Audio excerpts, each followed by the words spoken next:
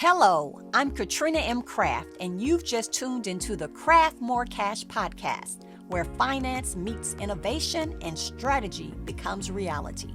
With over 2 decades navigating the twists and turns of tax strategies and business strategies, I've had the incredible opportunity to work with startups and Fortune 500 companies alike, crafting pathways for businesses to grow and thrive. I've tailored my expertise to serve the unique needs of coaches, creators, marketers, and real estate investors. I'm on a mission to equip business founders with the financial savvy they need to grow real wealth. So buckle up and let's dive into the world of financial success, innovative strategies, and the stories that make us all want to keep pushing forward. Welcome to Craft More Cash. Let's make wealth building simple, fun, and effective. Ready to transform your financial journey? Let's start crafting. Some scary financial facts. About 40% of adults said if they're faced with a $400 unexpected expense, they could not pay it. Also, Forbes says that 33% of Americans have zero saved for retirement. Forbes also indicates that 38% of U.S. households have credit card debt. And when we talk about businesses, roughly 80% of small businesses survive the first year. That's a very low percentage. And only about half of the small businesses survive past the 5-year mark. So these are some very scary financial facts. But let's change those statistics and create real estate wealth. Real estate wealth will be a way to help alleviate all of those scary facts. So first, you may be asking, where do I start? We're going to do a deep dive into the single family rental property today. So finances.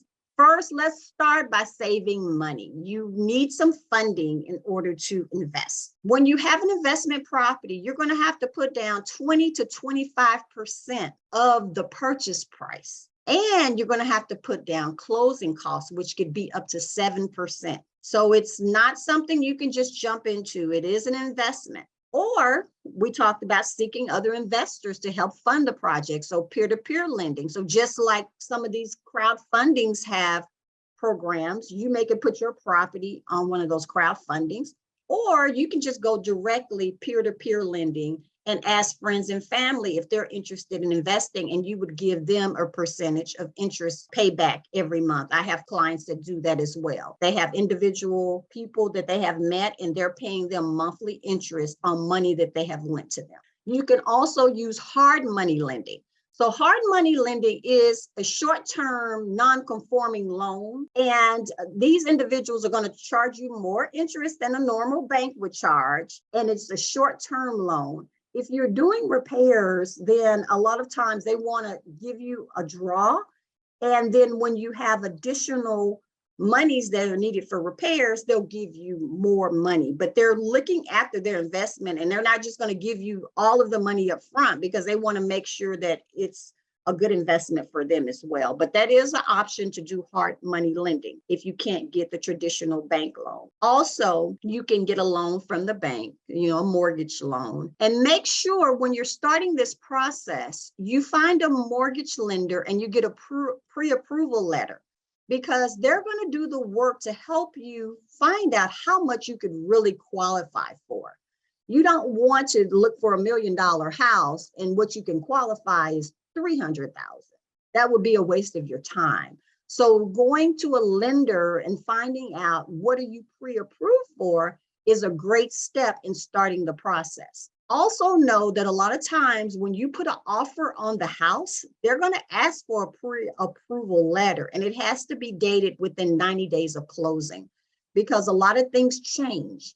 When the lender is using the pre-approval letter, he's pulling your credit, he's looking at your income, he's looking at your debt, and he's deciding this is the amount that the person is willing and able to pay.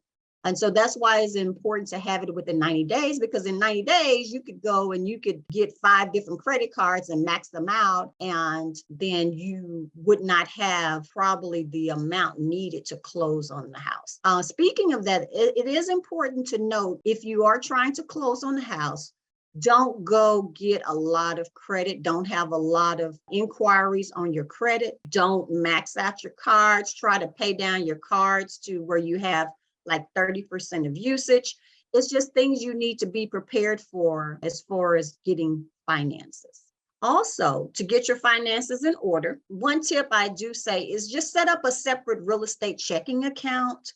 When you're investing in real estate, you need to keep your real estate investing and your personal finances separate. It's just really easy when it comes to tax time. If you are ever audited, then what happens is only your real estate account is what could be utilized and not your personal account. So you don't want to commingle your money. You definitely want different accounts for your business. Now, when we talk about real estate checking accounts, we're going to talk about their structures that are required. When you have a property, it may be an LLC, you may need an S Corp, you may hold it as joint tenancy in common. So there's different things you need to understand too, as far as what is the best structure depending on the type of real estate investment that I'm working in. So having real estate savings goal, again, we talked about you're going to need 20 to 25% if you want to close on a property, plus the 7% on the closing costs. But you may be able to get money outside sources. So I would say that on your personal savings, we never want to make it into a situation where you're just saving for the real estate property, but then you don't have your savings on your personal. So I still do recommend that you aim to have 6 months of personal expenses. So if your personal expenses are $6,000 per month, you multiply that by 6. And I would say have $36,000 in reserve, because what I found on rental property, you never know what's going to happen. I'm renovating a house now. I thought it was going to be $30,000. It's ending up being $50,000 because once you start working on homes, there are unexpected expenses that may come up. So knowing that you want to invest in real estate, you definitely need to have some cushion, not only for the real estate, but for your personal living as well, in case that rental income doesn't come in as fast as you thought. All right. So also when we talk about money, you may have heard about leverage. So leverage is basically just a tool that can be used to increase your potential return on your investment. So you borrow your capital, you have debt, but then it finances your investment. So when I talk about credit card debt is not always bad. If you use your credit card to get some of the items you need to fix up your property, it's not necessarily bad credit card debt. You may want to find credit cards that have zero interest. Like they have some cards that when you first start, you may have zero interest for 15 months. Definitely look for those cards. Also banks, when you borrow money from banks, you're leveraging. Instead of paying cash for a house, why not leverage other people's money? Use that cash that you would maybe buy 100% cash for a house. Use that to buy now another house, because remember, you need 20% plus that 7%. So that will, instead of paying 100%, maybe you could get 3 houses. Or you may want to pay cash, because right now is just such a seller's market. Houses are going for cash. Pay cash if you have it, but then refinance and pull money out through a home equity loan. And that's just the way to get the property, because it's people trying to contend for the property. And if you have a cash deal, it's just going to go faster, because people want their money and they don't want to try to work with someone who's trying to get a loan and then the loan may not go through. So that would be a tool. If you have the cash, pay cash, and then you can refinance. Another way to leverage is a business line of credit. There are several banks that I have used to get business line of credits, and it was very easy. Now, I know things have changed a little bit now, but I know BB&T Bank, I think now they're called Truist. They were giving business loans without any, I think, tax returns. It was like a $30,000 business loan. Now, you had to be in business, I think, 1 year or 2 years. So if you do have another business and you want to move into real estate, you can get a loan on your business. So look into lines of credits. I had one with Wells Fargo and Chase, and all of those at the time were just loans you could do online. You basically just documented your income. They pulled your credit, and then like I got funds within the next day. I know that banks have tightened up a little bit, but there is a way that you should probably just look and see what banks are available. Also, small local banks are a great way. Build those relationships with those bankers at your local bank, because sometimes they don't have as stringent rules as the national bank. So that's another way to try to go about getting lending. Okay, Angela, you have a question? Yeah. What if you already own a home and are looking to purchase a second home as rental property? Specifically, what are the qualifications for a second home? I know that there is a difference if it is your primary residence, and I think that may be in regard to tax implications or rental versus primary home. Now, when you're buying a single family rental home, what they're going to look at, it just kind of depends, because on personal home, you may have the opportunity to do VA loans or first time home buyers. And so your closing costs could be lower, your interest rate could be lower. With a rental property, you're going to pay more. So that's that 20 to 25% down payment. It's lower on a personal property. Also, your interest rate could be like a point higher. It's higher points. But as far as what they're going to look at, they still want to look at your AGI, which is your aggregate income, gross income on your tax return. They look at that line. I was just helping a client the other day finish her tax return, because when they look at your tax return, they're going to look at maybe the last 2 years and average those to see what type of income you have in order to qualify for the loan. So when you get into single family, the requirements are not as much different as if you're getting multiple properties. When you're getting multiple properties, they're actually looking at how much income you're going to bring in. They're not looking so much at your income. They want to see what's the return on investment of the apartment, or say if you're getting a sixplex, they're going to see how much you are getting on the rental income instead of looking at your income. So that's where it could be different as far as rental properties. Okay, there's two additional questions.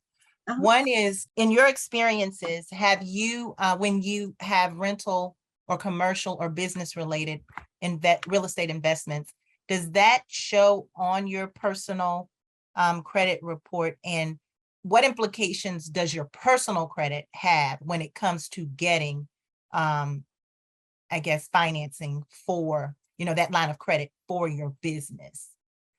I just want to understand, I want them to understand the relationship between the personal and the business, credit report perhaps, and then if that investment, business related investment, will be reflected on that personal credit. Okay. So most of the times when you apply for business credit, it's going to be on your business credit report. It's not going to show up on your personal. But I have had one issue with Capital One credit card where they do show business credit on your personal. But all of my other cards and all of my other lines of credits that I have under my business, they do not show up on my personal. They will ask you to personally guarantee though. So that means if something falls through the cracks and you are not paying, they can come after you personally, or you may have to collateralize your property. Okay. Now, when you're getting a loan for rental, most of the time it's going to be under your personal name, unless you have a company that's been around for a long time and you have great business credit in that company. So most of the time that loan is going to be a personal loan, and you're just going to say that it's a rental property, but the loan is most likely going to be in your name. And the last question that I have, do you advise on commercial real estate? Yes, I do. I do recommend commercial. Commercial could be anything. It could be strip malls. Commercial could be, they consider if you have 4 units or more, it's commercial. So you could have a 6-unit apartment and that's commercial.